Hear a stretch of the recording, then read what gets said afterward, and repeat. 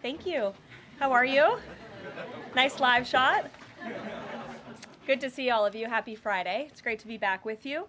I want to provide an update on President Trump's actions in the wake of the catastrophic air collision that tragically claimed the lives of 67 people at Reagan National Airport on Wednesday night.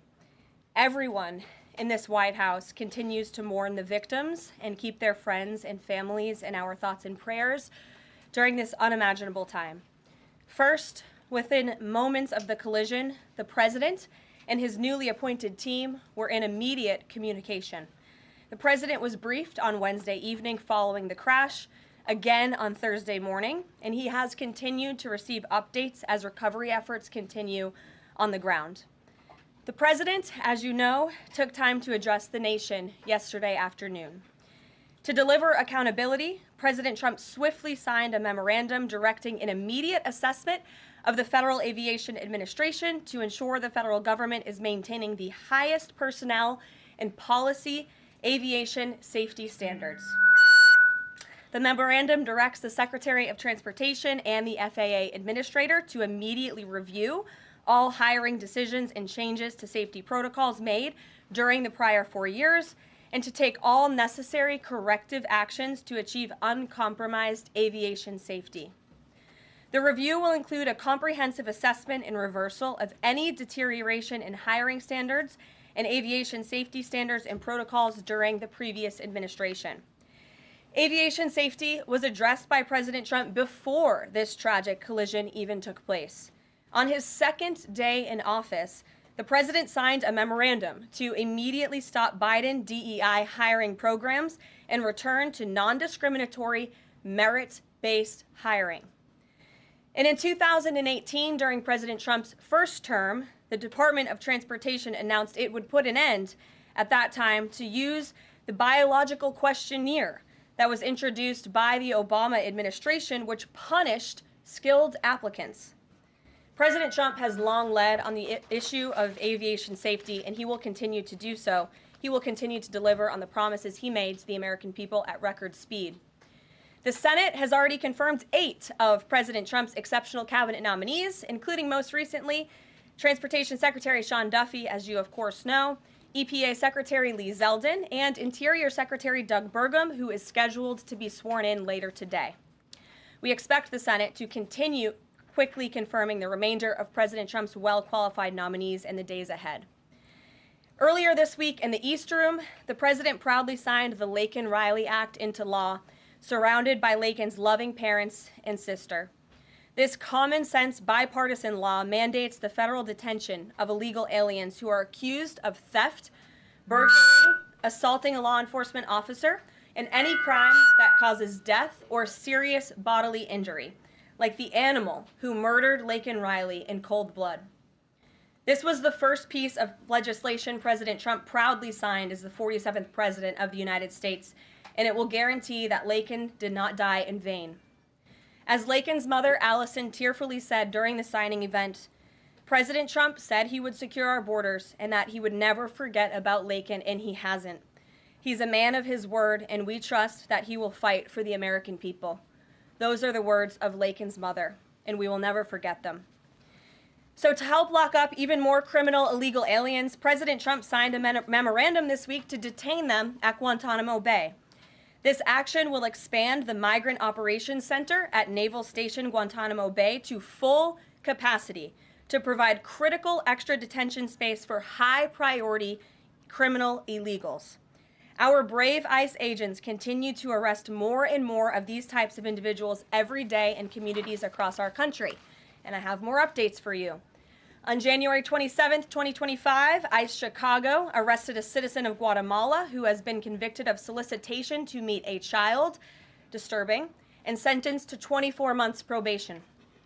On January 28, 2025, ICE Atlanta arrested a citizen of South Korea who has been convicted of 9 counts of possession or control of material depicting minors in sexually explicit conduct. On January 28th, ICE New York arrested a Mexican national previously charged by the state of New York for attempted murder and possession of a weapon and assault.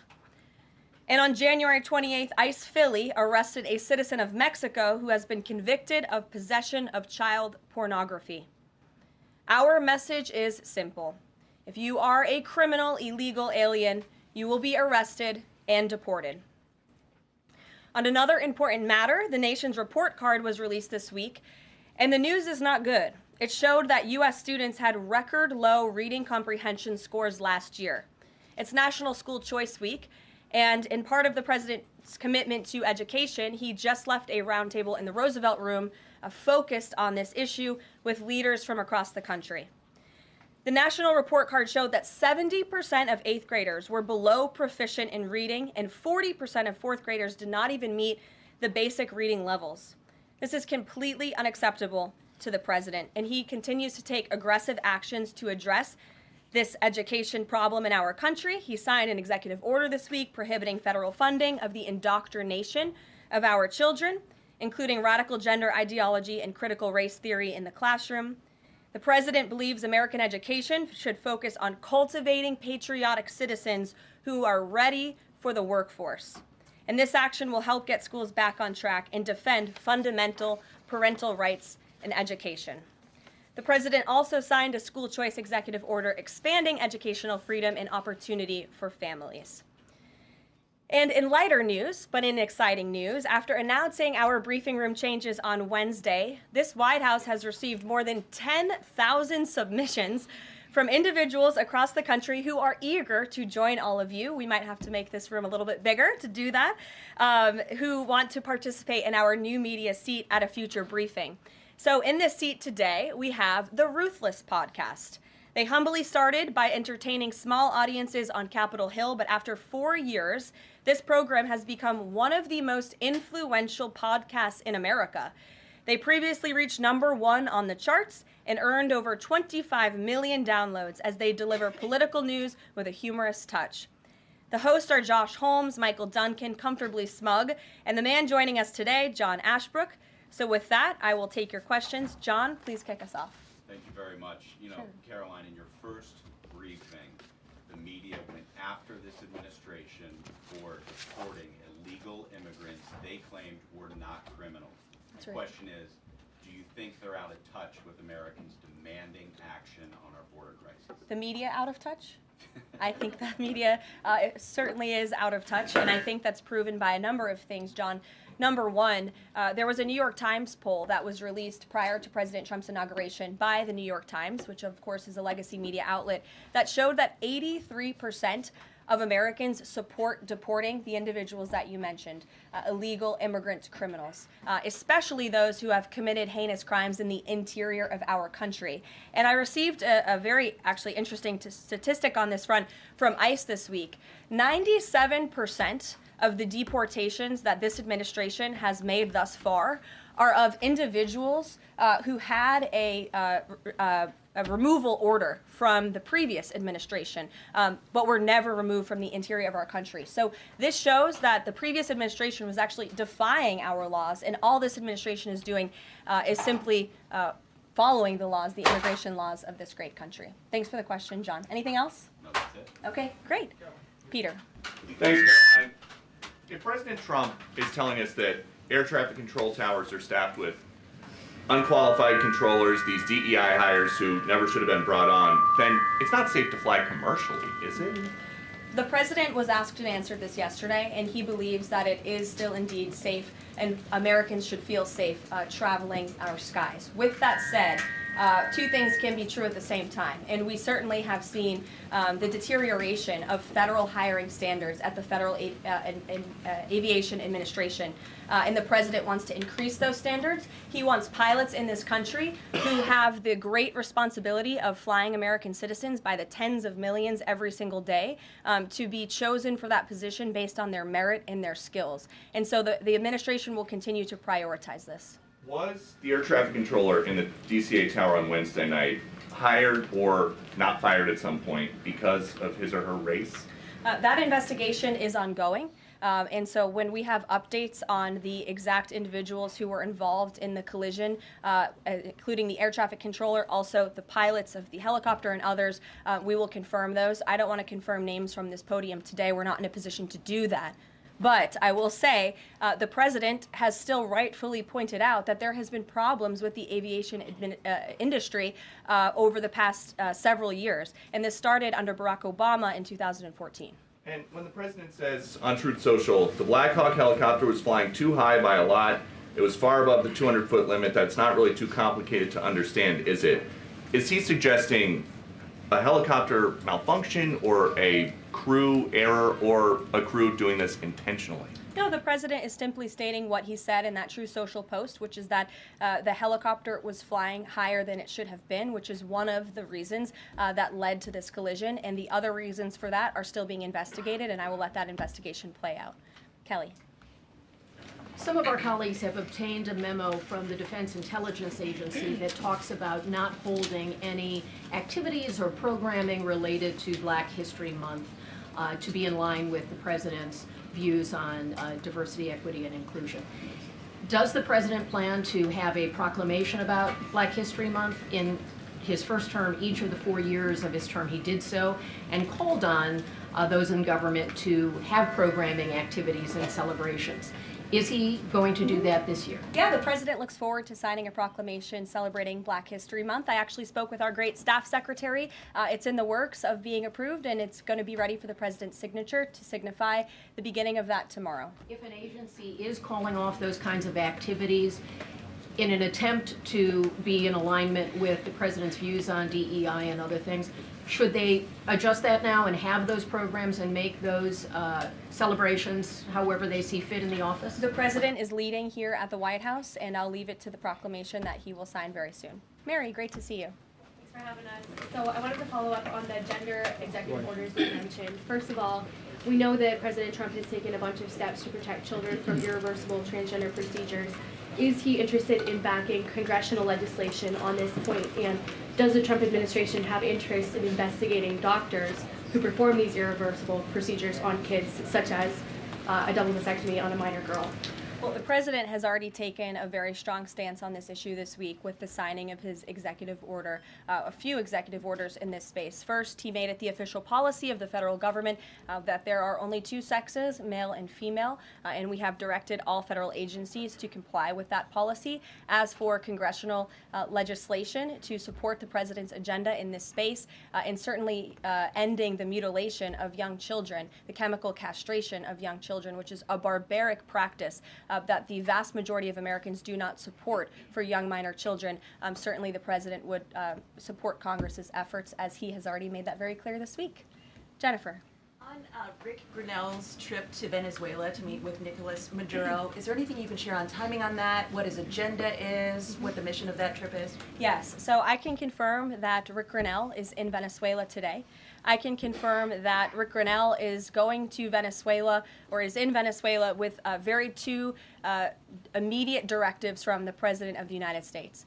Number one, Rick Grinnell has been instructed to identify a place and ensure that repatriation flights of Tren de Aragua members, Venezuelan nationals who have broken our nation's laws, will land in Venezuela. As I said at this podium a few days ago, we expect every nation on this planet to cooperate with the repatriation of our citizens, and so Rick Grinnell is in Venezuela to ensure that can continue.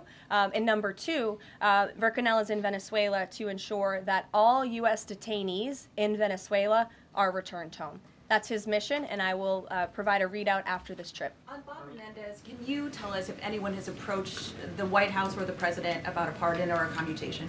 I have not been part of those discussions. If they have, I am not sure if they have, but I won't speculate on potential pardons that may or may not happen. To my awareness, the answer is no. Justin. Hey, friends at Reuters are reporting that the president has made a decision on the Canada and Mexico tariffs, but that they won't actually be implemented until March 1st. I was wondering if you could confirm that and talk through some of the president's thinking there. I saw that report, and it is false. I was just with the president in the Oval Office, and I can confirm that tomorrow, the February 1st deadline that President Trump put into place at a statement several weeks ago continues. The president will be implementing tomorrow a 25% tariffs on Mexico, 25% tariffs on Canada, and a 10% tariff on China for the illegal fentanyl that they have sourced and allowed to distribute into our country, which has killed tens of millions of Americans. These are promises made and promises kept by the president. The president yesterday said that last night he was planning to discuss whether an exemption would be made on oil imports. Do you have any information on what decision he made there, or will there be exemptions at all offered under this? I don't have an update or readout for you on the exemptions, but those tariffs will be for public consumption in about 24 hours tomorrow, so you can read them then. Stephen Nelson. Thank you very much, Caroline. I have 3 questions, if that's all right. I'd like to ask you about press freedom and then about 2 economic matters. Sure. On press freedom, on Tuesday you announced plans to roll back the more restrictive press badge policy of the Biden White House. But there's a different anti-press freedom policy I wanted to ask about. The Biden White House adopted a mysterious pre-screening process for journalists allowed into large event spaces that in the pre-pandemic days of the first Trump term were open to all journalists on campus. This effectively limited the diversity of reporters present and blocked the asking of questions that large segments of the American public wanted answered. As press secretary, can you commit to abolishing this mysterious pre-screening process? There were a lot of mysterious processes that my team and I have had to unravel over the past 2 weeks that were implemented by the previous White House and in particular the previous press shop here. And so I can commit to a greater access and transparency, which I believe we already have by ensuring that the 440 journalists whose credentials were revoked will be reinstalled. They will get their credentials if they wish to. We've also, of course, opened up a new seat to new media. And as far as open press events here at the White House, if we tell you it's open press, it's open press. So just to confirm, this pre-screening thing is something you're aware of and you'll work to undo to the maximum extent possible. When we say something is open press, it will mean it's open press. Economic matters, and I can just ask them both at once for Sure. you. In New York City, Governor Hochul's congestion pricing went into effect this month. Vehicles that drive through parts of Manhattan have to pay a $9 toll. President Trump has made clear his opposition. He said that it's, quote, the most progressive tax known to womankind. Will the administration be trying to block this? And the second question is, millions and maybe tens of millions of Americans who voted for President Trump were excited about his plans to do away with taxes on tips, overtime, and Social Security benefits. But there's uncertainty about the timing of this. So can you clarify for them when this is going to happen? And does President Trump want this to be in the first, all 3 of those in the first batch of legislation early this year? Well, to answer your question in one swoop, I will say that President Trump is committed to lowering taxes for Americans, cutting taxes for Americans. As for congestion pricing in New York, I do know that the president spoke with Governor Hochul about that. I don't have any, actions, so to speak, to read out for you on that issue today. Number 2, when it comes to no taxes on tips and Social Security, the president has made it very clear to our allies on Capitol Hill that is a critical piece of this reconciliation package, and he expects that his tax cuts from 2017, which put a lot more money back into the American people's pockets, those must be implemented, and no tax on tips. The president is intent on delivering on that promise, and he will get it done. Overtime also as part of reconciliation? Yes. Sure. Thanks, Caroline. Can you guarantee that those tariffs won't increase prices for Americans, including at the gas pump and the grocery store? I think Americans who are concerned about increased prices should look at what President Trump did in his first term. He effectively implemented tariffs, and the average inflation rate during the first Trump administration was 1.9%. In fact, when President Trump left office, it was 1.4%. So President Trump is going to do everything he possibly can to cut the inflation crisis that the previous administration imposed on the American people, and he will continue to effectively utilize tariffs. If those tariffs do increase prices for Americans, will the administration reverse them? That's a hypothetical question, and the president is intent on ensuring that he effectively implements tariffs while cutting inflation and costs for the American people. And, the media has this way of just looking at everything in a microscope rather than looking at the whole of government economic approach that this president is taking. He will effectively implement tariffs. He's also, as I just answered from Stephen's question, committed to tax cuts. He's also clearly committed, as evidenced by his executive orders, to unleashing the might of our energy industry, which we know will eventually drive down inflation, and all the other economic measures that this president has made will have a Trump incoming economic boom, just like we saw in our first term. And has the White House Sure. found any? Fox Business, Yeah, yes. thanks. Thanks, Caroline. You're welcome. Justin Trudeau, the Canadian Prime Minister, said today that if the U.S. imposes tariffs, he will respond and he will not relent until the tariffs are removed. Are we seeing the start of a trade war with Canada? I don't think so. I think the president is going to implement those tariffs tomorrow, and he will respond to Mr. Trudeau's comments in due time, I am sure. What type of things have to happen? What does the administration need to see in order to avoid those tariffs? Well, the tariffs are incoming tomorrow on Canada, and the reason for that is because both Canada and Mexico have allowed an unprecedented invasion of illegal fentanyl that is killing American citizens and also illegal immigrants into our country. In fact, I have more language for you right here. Canada, Mexico, and China, which, as I mentioned, President Trump will implement a 10% tariff on China, have all enabled illegal drugs to pour into America. The amount of fentanyl that has been seized at the southern border in the last 2 years alone has the potential to kill tens of millions of Americans. And so the president is intent on doing this, and I think Justin Trudeau would be wise to talk to President Trump directly before pushing outlandish comments like that to the media. If I may, one more. Yes, Now Lindsay. that the Go back to the president, plane crash for one. Let me go back to the plane crash for just 1 second. You're The interrupting president- your colleague, but sure. Sorry, I thought you called on me. Just I one quick called on question. Lindsay. The president this morning said the Black Hawk helicopter was flying too high. I'm wondering if he's basing that on what he learned from investigators, and if you could offer a little bit more of a window into how he is keeping abreast of this investigation. Sure. Is the NTSB briefing him separately? Is he meeting in the Situation Room? You just sort of offer a window into that. Yeah, the president based that statement on truth, because it is truth and it's fact, and it was relayed to him by the authorities who are overseeing the investigation into this horrific plane collision. And the president, as I said in my opening remarks, continues to be briefed on the collision by everybody across his cabinet, the Secretary of Transportation, the Secretary of Defense, the NTSB, who the commissioner there was in the Oval Office with him yesterday. Lindsay. I also noticed that he has not ordered Lindsay, flags go to ahead. be flown In at half recent staff. days, I was Lindsay, wondering- go ahead. In Thank recent you. days, the CIA actually revealed that they do also believe that COVID-19 was from a lab leak in Wuhan, China. How is the president planning on responding to this additional intel from the CIA, and will it impact how he responds to them with tariffs? Yeah, kudos to John Ratcliffe for revealing that truth and that fact to the American people. Many years too late, the Biden administration had a chance to let the American people know the truth about that, and for some reason, they chose not to. I also would just like to point out that several years ago, when I was working in this press shop and President Trump would take to this podium to brief the American people on COVID-19, he suggested that COVID very well may have came from a lab in Wuhan, China. And many members in this very room mocked him for that, said he was spewing conspiracy theories. He was not. We now know that to be the confirmable truth. It took many years for it to come out, but the president was right in this instance again. Sure. Caroline, thank you. I wanted to ask about Secretary Rubio's trip to Panama first. Sure. What have the conversations looked like with President Trump on that? The president of Panama says it is, quote, impossible to negotiate over the canal. So what are you expecting from this visit? So I have not been present for Secretary Rubio's conversations with President Trump about the Panama Canal. I have been present for President Trump's own thoughts on the Panama Canal, and you've all seen them as well in his public statements that he has shown. He believes it's unacceptable that the canal is essentially run by the Chinese Communist Party. If you look at both ends of the canal, massive Chinese Communist Party linked companies run the canal. That's unfair to the American people, many of whom lost their lives many years ago building this canal. The American taxpayers are paying millions of dollars for the canal, and the president believes it's in our national interest as a nation for Secretary Rubio to go there and begin these discussions, and that's exactly why he's doing that. Sure. Thank you very much, Caroline. Is the United States in the process of pulling out of Syria militarily? Because the president wanted to do that in his first term as well, and he had a lot of pushback from the Pentagon and Congress.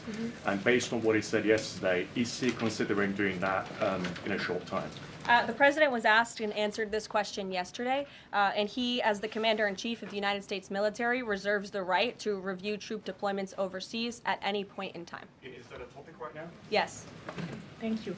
Two questions. So we now know that the staffing was not normal at the air traffic tower, and so with the government freezing the hiring of new federal workers and offering buyouts, are you not afraid that more incidents of different kind could happen with less staffing in different agencies? Well, the president is intent on ensuring that we are increasing staffing at these agencies, and that's why he signed a very strong executive order on his second day in office, immediately terminating DEI hiring practices at the FAA. He also, following the tragic crash, as you all know, in the Oval Office yesterday, signed a memorandum directing an immediate assessment of the FAA to ensure the federal government is maintaining the highest personnel and aviation safety standards.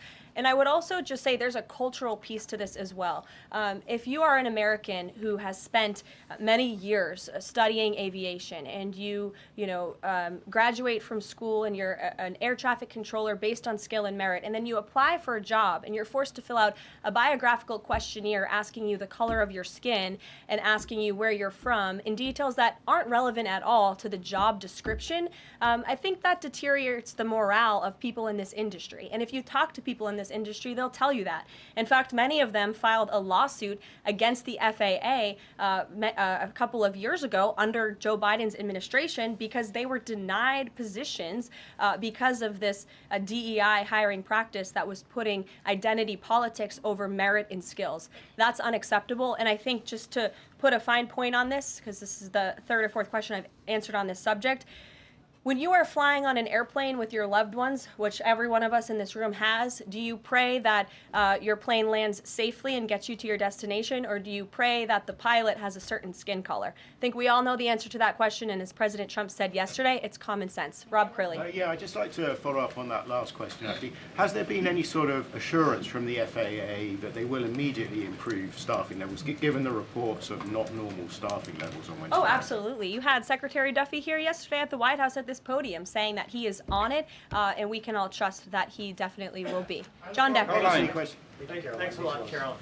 You called on me, right? Yes, I did. Thank you very much. As long as your name's still John Decker. It is, absolutely. Thank you. The president's meeting today with the founder and CEO of NVIDIA. What is that meeting concerning, and who sought that meeting?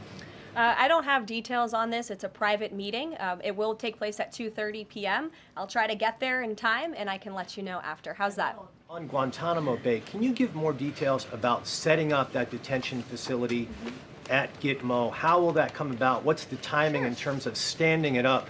And of course, this has happened before during the Clinton administration. Yeah, that's right. Detainees of Cuban and Haitian descent were both detained at Guantanamo. Are you looking at that model in setting up this detention facility? Secretary Hegseth, I believe, was on television this morning answering this question, and he said that the Department of Defense is already on it.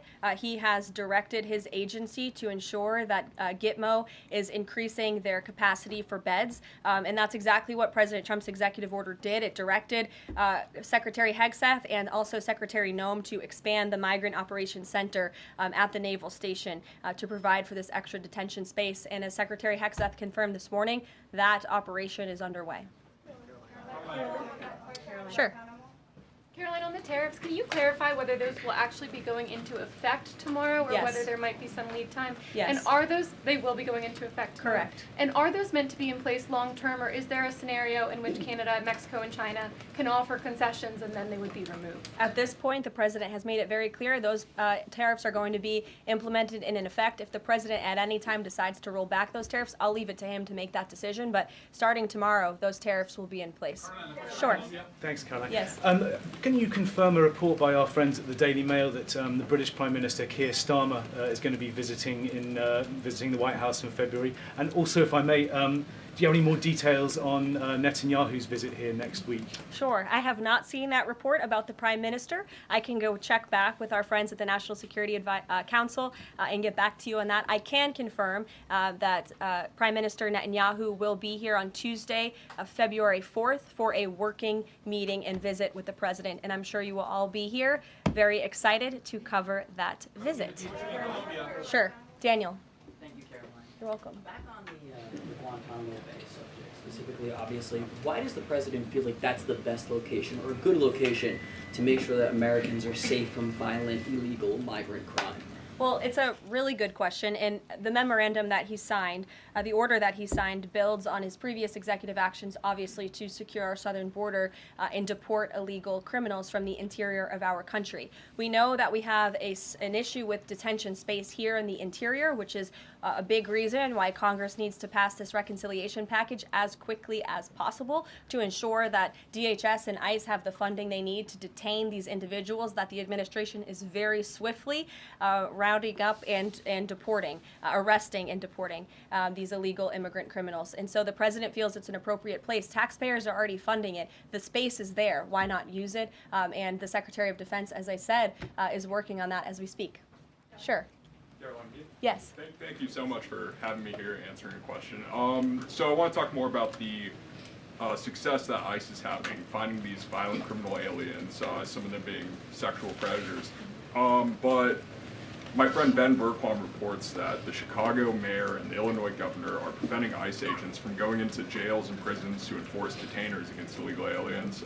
In Maryland, the Attorney General has also put out a memo hindering local police cooperation with ICE. Does the administration have any comment on leftist state and local officials defying ICE and Trump's deportation efforts? Yeah, I think it's very interesting that Democrat officials in these cities who have been completely overrun and overwhelmed by illegal immigrant criminals would refuse support and help to cure this problem that has especially taken over their cities. I guess they don't want to admit they've been wrong with their sanctuary city policies. I'm not sure. You'll have to ask them about their intentions. But they would be very wise to comply with this administration because this administration is hell-bent on enforcing our nation's immigration laws. And this administration will continue to arrest and detain and deport illegal migrant criminals. And what we won't do is defy our nation's immigration laws like the previous administration who had these orders of removal on illegal immigrants across the country and were refusing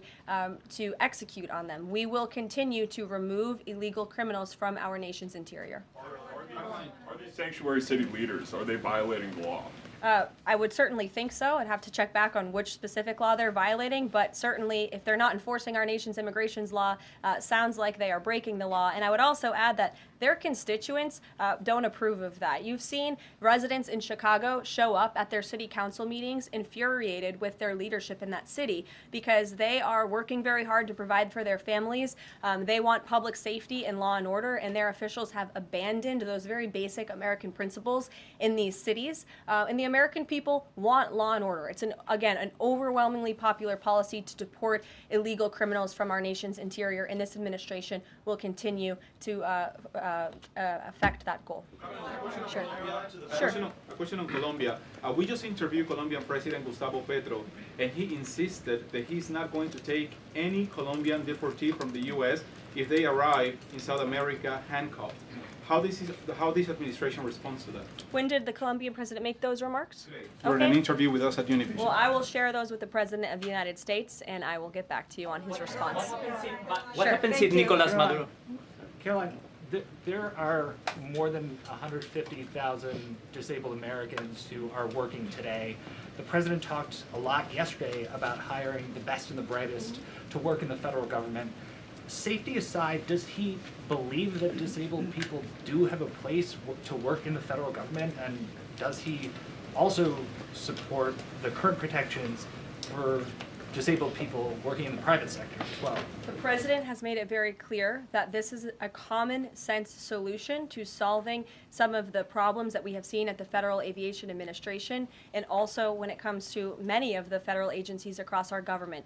People should not be hired based on their disabilities, based on their skin color, their gender, their race. None of that matters. What matters to this president and this administration is how well you can do your job, and the American people agree with that sentiment. So it's about competence, skill, and merit. And so the president is focused on ensuring that the most competent individuals, the best and the brightest in this country, are in positions in this federal government, especially when it comes to public safety. Can't overemphasize the importance of those jobs. Disabled Sure. people is my on her question before, President Trump is holding China accountable on fentanyl by ramping up tariffs. So how is President Trump planning to hold China accountable on COVID origins? I haven't spoken to the president about the COVID origins specifically in regards to any actions he may or may not take when it comes to China. But as I have previewed quite a few times today, he will be implementing a 10% tariff on China tomorrow. Sure. Hi. Has the president made up his mind about a timeline for tariffs on the EU? No, he has not. Will it be a one-size-fit-all, or will it be differentiated among the governments? I won't get ahead of the president on tariffs when it comes to the European Union. What I can tell you, again, is that the president will be implementing 25% on Canada, 25% on Mexico, 10% on China tomorrow for the reasons that I have repeatedly laid out in this briefing. Newsmax, go ahead. Yes. Thank you so much. No, the gentleman behind you. James Rosen. Yes, James, thank you. Thank you, Caroline. Two quick questions on foreign policy, and then one very long and tedious and ponderous Rosen question thereafter. First, on Iran, we've heard very little about the president's forthcoming Iran policy besides his determination to prevent that nation from achieving a nuclear weapons capability. Is it the president's objective, short of the use of U.S. military force, to use the broad array of his powers to try to hasten the end of the Iranian regime? I think the president has actually made his position on Iran very clear, and he made that clear when there were the negotiations about the ceasefire, which we know obviously is now in place, and the deadline on that ceasefire has continued. He said that Hamas and Iranian-backed terrorists would have hell to pay if that ceasefire didn't move forward, and then quickly thereafter it did. I also do have news on the hostage front, which I'm very surprised nobody asked about this because it is big news story, and the White House applauds the release of 8 additional hostages from Hamas captivity, thanks to the ceasefire deal secured by President Trump. 3 Israeli and 5 Thai nationals are being reunited with their families and their loved ones after being held in unspeakable conditions for over 15 months. And the president remains committed to the release of all remaining hostages, and they should have never been taken by the brutal terrorist group Hamas in the first place. And I think President Trump's working meeting with the Israeli Prime Minister next week emphasizes his continued support for Israel and ensuring that brutal terrorists in that region have hell to pay. Sure. Can I just finish the other 2 questions? Sure. I know you want the long, ponderous Rosen one. But first, on the Grinnell trip, as you know, under the previous administration, the U.S. recognized the opposition candidate in last year's elections, Edmundo Gonzalez, now exiled, as the legitimate president of Venezuela. Does the president's dispatching of Ambassador Grinnell to negotiate directly with President Maduro today mean that the U.S. now officially recognizes President Maduro as the legitimate president of Venezuela? Absolutely not. As I made it very clear, former ambassador and now special envoy Rick Grinnell is going to Venezuela with 2 very clear directives. Make sure that Tren de Aragua members, of which there are 400 currently in custody, are repatriated back to Venezuela, and that all United States detainees return home. Thank you very much, guys. Just on the president's use of language in this room yesterday, Sure. and without seeking to cast myself as some kind of moral exemplar because it's rather late in the day to try. Nonetheless, this was an event yesterday that began with a moment of silence for the victims of the air crash and the president's own invocation of, quote, a loving God. And then he uncorked that expletive to insult a former cabinet officer. It was the same expletive that I saw him use in the East Room in 2020 when he famously held up the Trump acquitted headline.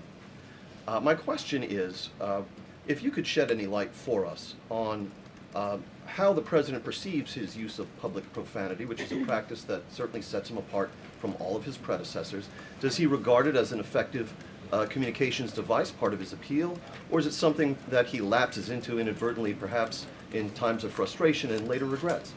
I think one of the things that the American people love most about this president is that he often says what they are thinking, but sometimes lack the courage to say themselves. And I think yesterday at this podium, you heard President Trump express great frustration, perhaps even anger, with the previous administration's policies, many of which have led to the crises that our country is currently facing and that this president is focused on fixing. Thank you guys very much. Have a great weekend. We'll see you next week.